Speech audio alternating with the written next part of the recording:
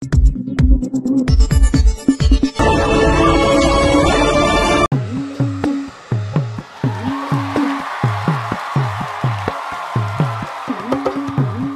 নাকি যারা বিদেশে তারাও ভোট দিতে পারবো। তাই নাকি?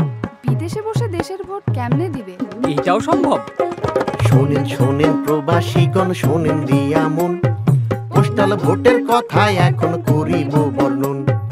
দেশের বাইরে থাকেন যারা, সম্পদ দেশে আনেন তারা, ভোটটা দিবেন পোস্টাল অ্যাপে। কেমনে দেখি চলে, হাই হাই কেমনে দেখি চলে। ও বাউল ভাই, আমার ছেলে তো দেশের বাইরে থাকে, সে ভোট দিতে পারবে? প্রবাসেতে থাকেন যারা, কন্যা পুত্র স্বজন, ভোটটা সহজ করার জন্যই এত আয়োজন।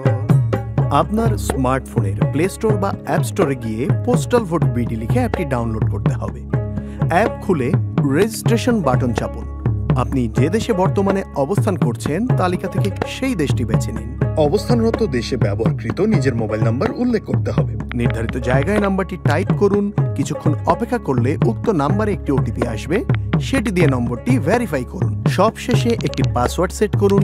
এভাবেই আপনার অ্যাকাউন্ট তৈরি হয়ে যাবে। অ্যাকাউন্টে হয়ে গেছে, কাজ তো শেষে নয়। ভোটটা দেওয়ার আগে করুন যাচাই পরিচয়, হাই হাই যাচাই পরিচয়।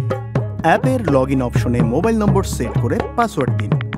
এনআইডি কার্ডের সামনের অংশের পরিষ্কার ছবি তুলুন। পর্যাপ্ত আলো আছে এমন জায়গায় দাঁড়িয়ে মোবাইল অ্যাপের নির্দেশনা অনুযায়ী লাইভলিনেস চেক করে সেলফি তুলুন। মনে রাখতে হবে, এ সময় মুখে মাস্ক, চোখে চশমা বা মাথায় টুপি রাখবেন না।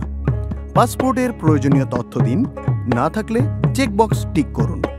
যে ঠিকানায় ব্যালট পেতে চান তার পূর্ণ ঠিকানা সাবধানে পূরণ করুন। ভুল ঠিকানা দিলে ব্যালট হাতে পাবেন না। সকল তথ্য সঠিক দিলেই কেবল নিবন্ধন সম্পন্ন হবে। যদি নিবন্ধন কোনো কারণে সম্পূর্ণ না হয় তাহলে কি হবে?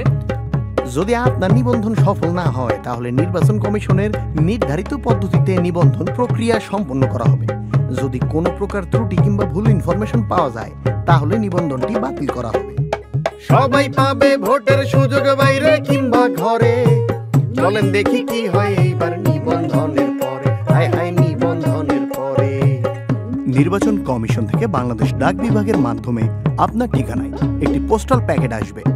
প্যাকেটের ভেতরে থাকবে একটি বড় সাদা খাম, রিটার্নিং অফিসারের ঠিকানা লেখা বড় হলুদ খাম, ব্যালট পেপারের ছোট সাদা খাম, আপনার মূল ব্যালট পেপার।